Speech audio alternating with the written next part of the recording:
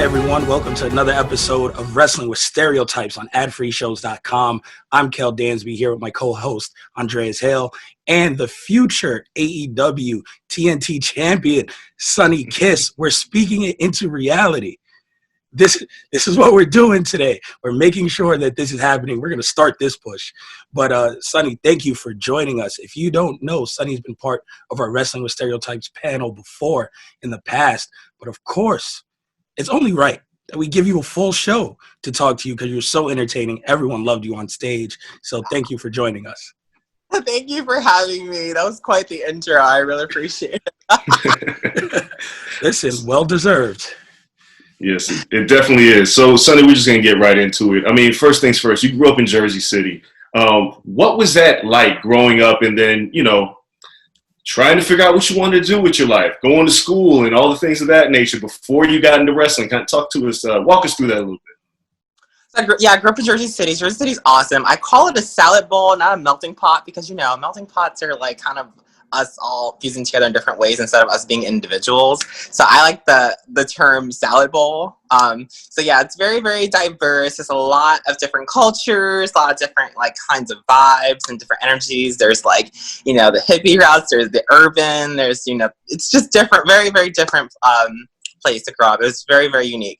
And with me, I fit right in. I was always into a lot of different kinds of things. I tried literally everything from every kind of sport to different kinds of activities and extracurricular stuff. I just really did a lot of things, and as far as recreation, I tried almost everything. So I fit in a lot, but also a lot of times mentally in my own mind, I didn't fit in, which is really funny. It's very contradictory. I call myself the walking contradiction because of things like that.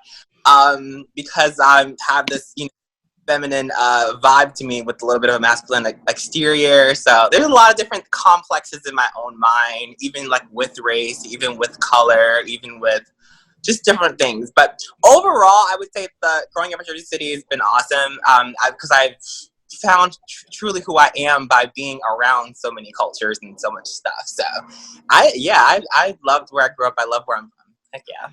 Well, you carry that into yourself in the wrestling ring and how you handle yourself on television. You're always yourself, right? So when you look at this, were there any struggles growing up before you found pro wrestling, before you found these outlets where, people really didn't understand you just wanting to be you, just trying to say, you know what, I'm not going to fit a norm. I can act feminine. I can have a masculine exterior. I can do whatever I want. Is there any times where you ran into people who just didn't understand that? Oh yeah, all the time, and even sometimes with my own parents and stuff like that. It's just they see you, and people can only understand certain things from their own level of perception. So you can't really be upset. You just have to educate them. I definitely have issues with that, and I struggled with that for sure. But over time, I think people started to get to know me more, and I started to show them and explain to them, this is how it is. I'm a gender fluid person. I started to explain what that means. And just over time too, just really just having conversations with my close friends and just really letting them see, just being completely transparent with them and letting them know what it is. Over time, it's gotten a lot better, for sure. So you've done interviews. You've talked about your mom's always been supportive of when you came out. Yeah. She knew at a very young age. But let's talk about wrestling a little bit, because parents aren't as accepting of you wanting to take a bump for a living and get beat up by other people. So how did she take this news when you decided, first you want to be a manager, but then you wanted to transition into being a wrestler? Ooh, and you know how Black moms are. They're like, when they see you taking heat, and my mom when she takes moves, she's just I don't like that. Did you get hurt? Are you okay? But no, she's actually very, very, very supportive of my career and all of the, all of my endeavors. She's always been like that ever since I was dancing. I grew up dancing as well, so she's been very, very supportive of all of that. She just doesn't like when she sees me, taking the heat and getting beat up and stuff like that. And I'm like, Mom, it's acting, it's entertainment. She's like, you can get hurt though. I was like, I can get hurt walking outside, doing something, I don't know, skipping down the street or something. But yeah, she's overall, she loves it. Always so supportive about it. Yeah. How did you decide you wanted to go into pro wrestling? Did you just walk down the street and be like, you know what? I think I want to be a wrestler today? Well, I've always loved it as a kid. The transition dance to wrestling actually happened very easily. It also just kind of was sat in my lap because I was like in a park one day and I'm like flipping around, tumbling around, and my friends knew I was a wrestling fan. So they were like, yeah, come try out for this school in Lake Hiawatha, New Jersey. Gina Caruso was my trainer. And I started training there about a half hour from my house in Jersey City. And yeah, no, that sparked the whole thing. I mean, I like the dancing obviously helped with the athleticism, and I was always passionate about both. And then now I get to intertwine them both, which is really cool. But yeah, no, so it was a very easy transition, and I've always loved it as a kid. I started out playing the games first. Revenge was the first game I ever played. I did not know who anyone was because I did not watch it on TV yet. So I actually played Revenge before I watched it on TV. It's so hilarious. But I used to play Mysterio, and I loved Alex Wright because he was so feminine, and just like different things like that. So yeah, I always loved it. Yeah. When you started actually watching wrestling, who did you look at and be like, that's who I want to be like? And who was that person that said, I can actually do this? Because there's always somebody that we got to look at that we can identify with that says that we can make it in this business. Oh yeah, well my main inspirations were like Trish and Lita and like different people like that, like Rob Van Dam and Mysterio. But when I saw like myself, it was like Jacqueline, and like I wanted to be Jacqueline as a kid. It was so awesome. I loved her so much. Jacqueline and Jazz is like my like auntie now. Like she's like mentors me sometimes. So it's really really cool to like, you know, just be able to talk to her or send her a text and be like, hey Jazz, and she calls me little nephew, and she's so amazing. Like, but yeah, seeing like Jazz and like Jacqueline, people like that, like D'Lo Brown, and just like all the people of color, it made me feel like, dang, this is awesome. Like I could do this one day. So when you start actually getting in the ring, you're going through training. How does that process go? Because now you're transitioning, you're bringing those dance skills into the ring, you're athletic, but now you have to create like a character around that. You have to be entertaining. Mm-hmm. Where was it where you were like, no, I think my character is just going to be me. I'm not going to have like a gimmick. You're not going to put me in this box. You're not going to make me be hyper masculine, or you're not going to do it. When did you just say, I'm going to be myself as a pro wrestler? From the very beginning, because I knew that if I did this, I was going to be authentic from the very beginning, because if I wasn't authentically me, I don't need to be here.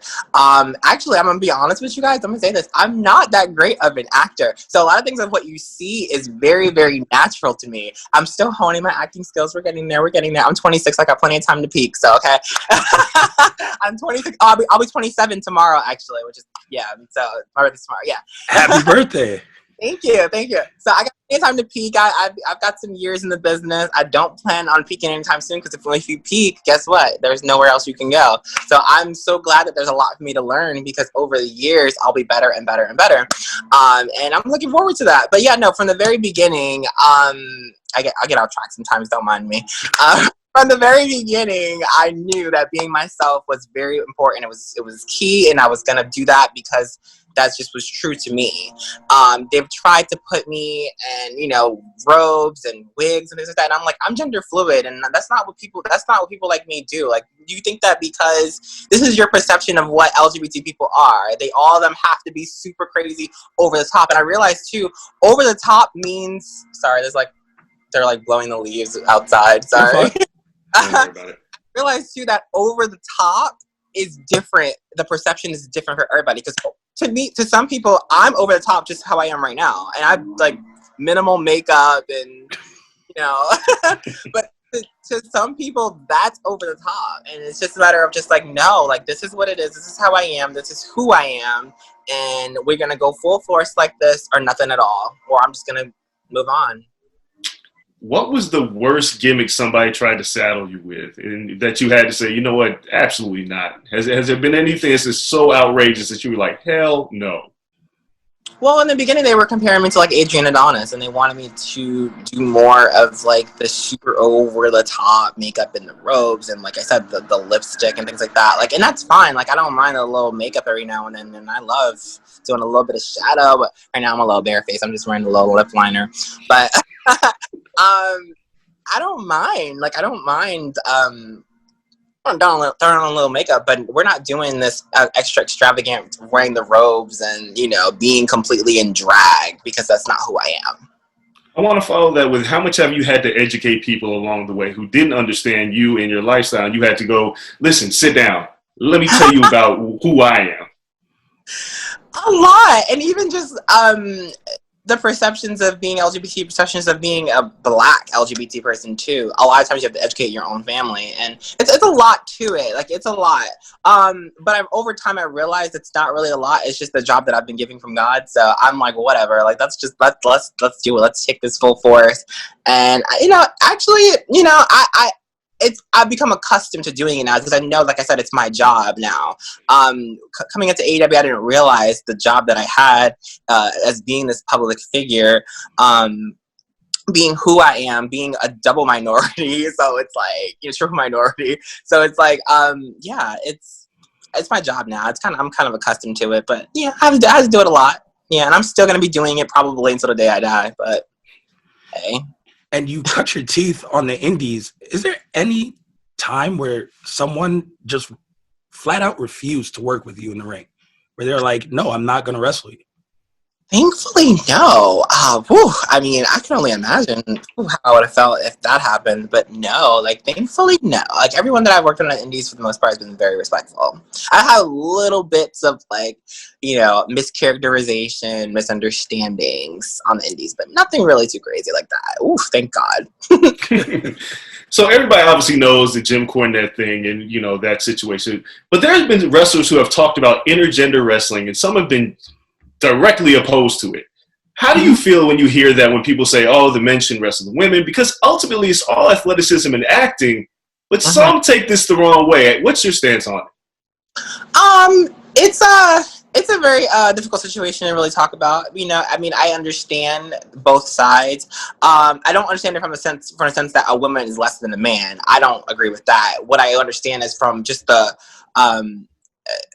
business aspect of it, in the sense that it's like, people are watching, kids are watching a certain way of, like, seeing that. But also, it's also about educating them too. So I think it depends. It depends on the storyline. Just kind of have certain things, like, okay, so people say, like, love storylines with LGBT people. I think it just, you have to kind of, like, put it out there in a way that people can understand it, and not just in a way that it's vulgar. So if you have a woman and a man in a storyline and they're going against each other, you have to make it to where it makes sense and that it doesn't seem like abuse in a way. It just has to. It's a very, very fine line, and a lot of lines get blurred a little bit. But I think it just really depends on the story. I think it just depends. That's a tough. So don't. Looking at your personality, you're always so happy. Like, we've been around you. You're like the life of the party. Everyone loves being around you, hanging out with you. You brighten every room that you're in. But are there, like, these hard times where, you find it hard to bring that when you're performing? Because, everyone has ups and downs. How hard is it to maintain that as part of your character in pro wrestling, where you're not feeling all that bubbly, but have to bring that into the ring? And that's why that goes back to me and my acting. I'm so authentic all the time. Sometimes it's just like, Sonny, you gotta show some more aggression. Sonny, you gotta do this. Sonny, and I'm like legitimately like happy 95% of the time. So when they're like, oh, Sonny, don't you have like a mean streak? I'm like, no. If I'm angry about something, my anger is not gonna look like everybody else's anger. So I'm not going to be throwing stuff and going crazy. My anger is strictly kind of like, okay, I shouldn't have did that, or dang, I messed up, or I'm so mad that happened. I marinate and I think about it and I move forward. So, and like I said too, as an actor now, quote unquote, because that's kind of what we do as wrestlers. We're actors, we're artists, we're entertainers, whatever. But as a wrestler, as an actor, you have to be able to turn the switch on and off. So that's something that I have to learn, I have to get better with. But it's hard. It's a little difficult because, like I said, I'm not an angry person at all. Like, it takes a lot for me to get angry. So yeah, I do find it very hard, to turn that switch on and off, and something that I'm going to be working on for sure. Yeah. So I want to talk about your time at Lucha Underground, because you talk about acting, and it felt like Lucha Underground was like 80% acting, because you guys had incredible segments. And I mean, you really burst on the scene during your time at Lucha Underground. You also met Sammy Guevara, who's become one of your best friends. Talk about your time at Lucha, and it felt like that was a promotion that truly understood storytelling, wrestling, and who you were and how to market you properly. Yes, Lucha Underground was like way ahead of its time. I loved working for Lucha Underground. It's so sad that they're no longer. But I definitely think that it was like a one of a kind of show. I don't really think that people appreciated it the way that a lot of people should have. I do think that it's like it's definitely the predecessor to a lot of things that's probably going to happen in wrestling later on. I think it's way ahead of its time, as I said. And yeah, I don't know. It's just I love the storytelling that we had. I love the dynamic that we had because it was all very much authentic, unique characters too. Like it was a lot of different. It was a lot of diverse talent. Oh shoot.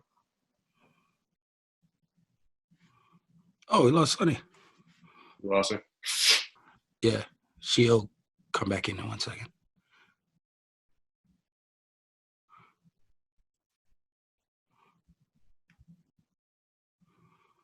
Magic of editing. We'll roll right into AEW after this since we got about 10 minutes left. Yep. Here he is. Sonny.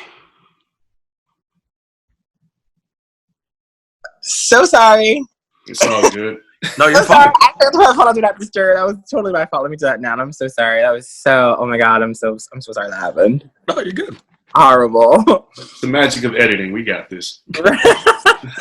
Terrible. Okay, so I put my phone on Do Not Disturb. Okay, good. Yeah, no, it's a very, very unique company. A lot of different characters there. I don't think that wrestling really realized what they had with that.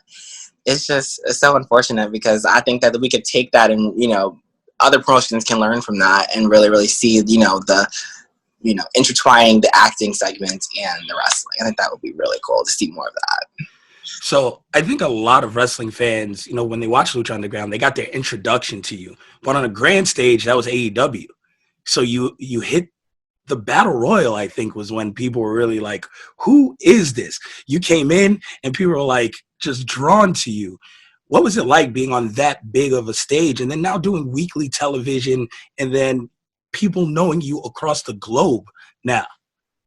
It's honestly like such a dream come true. Like it's so hard for me to even like talk about it because I just like all the emotion, all the feelings that I have, it's all just into those words. Like I said, it's a dream come true and it feels so good. Like when I like think about how far I've come, even just from last year to now, like working with Dustin, and it's honestly like it's amazing. Like I just can't even like it's just so amazing to think about. I've grown with Dustin as my mentor, with Billy as my mentor, and with like Cody and Dustin and Cody and Jericho and everybody in the back helping me. And Brandy's really awesome, always giving me pep talks, and it's amazing. It's really, really a dream come true. Like I said. Yeah. You mentioned Dustin, and on our panel, you spoke very highly of Goldust, the character, and how much he meant to the community and everything else. Now you get a chance to work with him. He's like your trainer. I mean, you don't get to often work with your idols, right? No. What has this experience been like, and have you had a chance to sit down and truly talk to him about what he meant to you growing up? Yeah, and I think he knows that. It's so funny because Dustin can get sappy, and he's also very, very silly. He's just such a little, oh my god, he's such a kidder. But yeah, I've definitely talked to him about it, and Billy as well, and working with them and having them mentor me and like help me in my every match and like tell me what I did wrong here and like how I could do this better. It's like literally like another, like I said, dream come true. It's the coolest thing in the world. So you've done a lot of tag team work in AEW so far, but a match that sticks out to me is Fight for the Fallen, you versus Cody, TNT Championship, which is going to be yours sooner rather than later. By the way, as I said in the intro, what was it like finding out you were getting that match and then going into that match with Cody and knowing that you get to really show your skills as a solo wrestler on the grand stage? That was hard. I mean, I was so like, I was like, oh my god, like I couldn't believe it. And I just knew how important that was from the moment that I heard that match was gonna happen. And then hearing Arn talk great things about me and all that stuff was really cool. I really honestly, I didn't really truly grasp how important that match was. I mean, I did, but I didn't. Like, I knew how important it was, but at the same time, I really didn't truly, like, grasp it in that moment. There's a lot of things about the match that I would have done differently. I loved the match from the simple fact is that it was important for the fans to see that. But at the same time, I definitely would have done a lot of things differently now, looking back. But yeah, like I said, I'm 26. I got time to grow and become better, and I'll have better and better title matches eventually later on. But that match was definitely like a huge highlight of my life. Like, it felt amazing to come out with the cheerleaders and how that. Like, initially, I wasn't gonna ask for the girls because I felt like the match was like a serious match and I needed to like focus on that. But Cody was like, "I'm gonna get you cheerleaders," and I said, "Okay, let's do it." But yeah, no, that match was so important to me, and I know when the next time I have that moment, I'll definitely be a lot better, and yeah, it'll be awesome. So social media is a big part of pro wrestling nowadays, and sometimes it can be very difficult because people say mean things. Sometimes it can be great because you get amplified in ways that you wouldn't if social media didn't exist. Unfortunately, we saw the passing of Hana Kimura due to bullying on social media. Can you kind of talk about your experience on social media and how it's there's the good part of it and the bad part of it, and how you balance those two things out? Social media. Yeah, it's so sad that happened to Hana. I mean, it's so unnecessary too. Like, it's just like, I don't understand like how people can get on like the internet and literally like deliberately, intentionally try to hurt people. Like, I don't understand that. It's not something that I really can explain either. Like, I don't think anyone can really explain it. It just is what it is. It's just literally the society that we're living in today is a lot of people have an opinion and they can literally spew that opinion upon everybody at any moment. So because they have the rights to with social media, I don't really know what else to say other than just like it sucks. It's depraved. It doesn't make any sense. It's just ridiculous. And hopefully, people really get a grip and realize that what you're doing is affecting others. As far as me personally, I learned to kind of like shut that out. I realized that you can't help it, and I've always been confident overall in who I am. The development has been different, but as far as like knowing the person that I am, the kind of character I have, I can't go backwards. So I know that I have to keep moving forward, and I have to know that this is the things that they're saying. It's literally, I don't know if it's whether it's genuine negative or hate. I don't know if it's just them trying to troll. But that's not my business. So I just continue to move forward and keep pushing towards happiness and positivity. And that's why I celebrate a lot of people. I celebrate women. I celebrate different cultures. I celebrate the community, my community, and I move forward and I focus on the good. So if I don't got nothing nice to say, I won't say it. And I've done some bad things in the past, but knowing that my heart that I'm moving forward, that I'm trying to make the world a better place in my own right. Yeah, that's just me doing my job, and I'm moving forward towards that. So yeah. So over the past couple of years, we've seen like Kofi Kingston win the championship and the outpour and what that did for like the Black community. We've seen Impact has a main event between two Black wrestlers for their heavyweight title. Do you think huge? Do you think we're getting closer to the day where we see that for the LGBTQ community, where someone who is open with it is standing there with the heavyweight title, and we get that outpour of support and awareness in the wrestling community? Well, AEW just signed Anthony Bowens, so you never know. We're in the same company with the tag team right now, and that's totally fine. But you never know. But yeah, Anthony Bowens is in AEW. Anthony Bowens is openly gay, so who knows? The sky's the limit. And Anthony's very talented. He's awesome. He's gorgeous. Like, he has all these tools to be a superstar. So yeah, who knows? So listen, you can win that belt too. Don't count yourself. No. I'm saying, like, I see. It's the positivity in me. I pick everybody up. But yeah, of course. It's, I'm just talking about others and trying to pick others up. It's not just about me. He's in the community with me, and so is Nyla. And Nyla won the World Women's Championship. So awesome.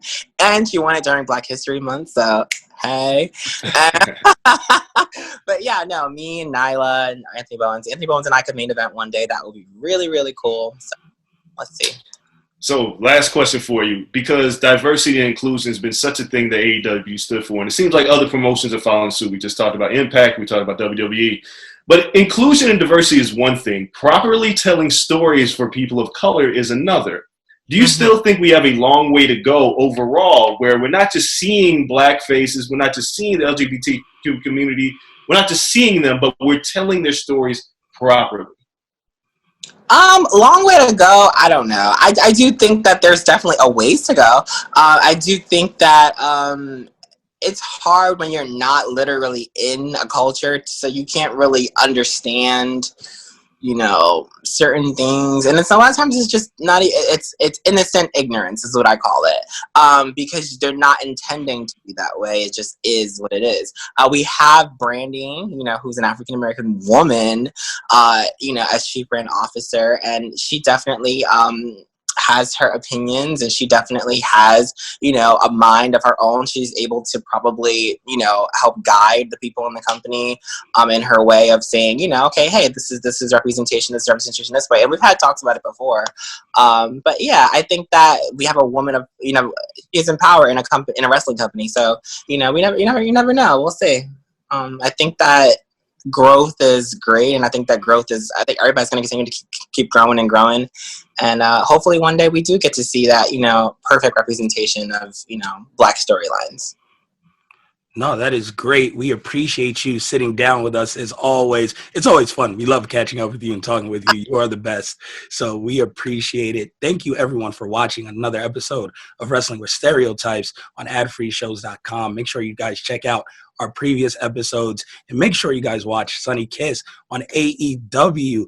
Every time you will be entertained, I promise you. Thank you, everyone, for tuning in. Until next time, we're out. Peace. Perfect. No, thank you, Sonny. It's always great. It's always so easy. Sorry about that. So unprofessional of me. I'm so sorry. No, you're good. No, we edit that right out. You're fine. Yeah, you're straight. You're good. Yeah, so hopefully enjoy the rest of your day. Make sure it's nice, relax, all that good stuff. Can't wait to see, you know, what's next. Honestly, there's big things in the future, so I can't wait. You're always crushing it. Oh, thank you. Yeah, my birthday's tomorrow, like I said. So my friends have something planned for me. I don't know what it is. It's so funny. I'm going to get dressed and be ready at 3 o'clock. So listen, if I don't know, you don't know where I am. My friends took me somewhere. No, I honestly like some sort of like cute little getaway. Like I know it's prior to Sunday, so I'll be away for the whole weekend doing that. So that'll be fun. But I've been quarantining the whole week so that way I can be properly ready for it. So. Yeah. Oh, well, enjoy it. Have fun. Happy birthday.